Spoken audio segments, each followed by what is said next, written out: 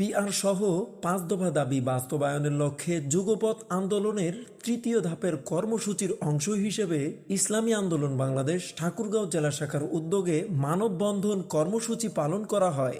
মানববন্ধনে প্রধান অতিথি হিসাবে উপস্থিত ছিলেন আসন্ন ত্রয়োদশ জাতীয় সংসদ নির্বাচনের ঠাকুরগাঁও 1 আসনের ইসলামী আন্দোলন বাংলাদেশ মনোনীত এমপি পদপ্রার্থী হযরত মাওলানা হাফিজউদ্দিন সাহেব। মানববন্ধনে আরও উপস্থিত ছিলেন ইসলামী আন্দোলন বাংলাদেশ ঠাকুরগাঁও জেলা উপজেলার বিভিন্ন অঙ্গ সংগঠনের অসংখ্য নেতাকর্মীগণ।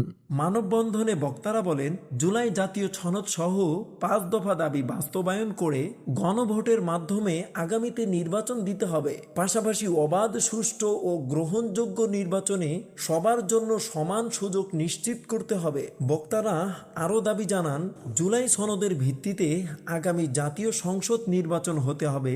নির্বাচন পিআর পদ্ধতিতে হতে হবে। সুষ্ঠু নির্বাচনের জন্য লেভেল প্লেইং ফিল্ড নিশ্চিত করতে হবে।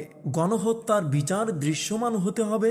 বিশেষ ট্রাইব্যুনালে ভারতীয় তাবেদার ও ফ্যাসিবাদের দোসর জাতীয় পার্টি এবং 14 দলের বিচার করতে হবে এবং বিচার চলাকালীন তাদের কার্যক্রম নিষিদ্ধ ঘোষণা করতে হবে। বক্তারা অবিলম্বে এসব দাবি বাস্তবায়নের আহ্বান জানান এবং জনগণের ভোটাধিকার ফিরিয়ে আনতে ইসলামী আন্দোলন বাংলাদেশের নেতৃত্বে শান্তিপূর্ণ গণ আন্দোলন অব্যাহত রাখার অঙ্গীকার ব্যক্ত করেন।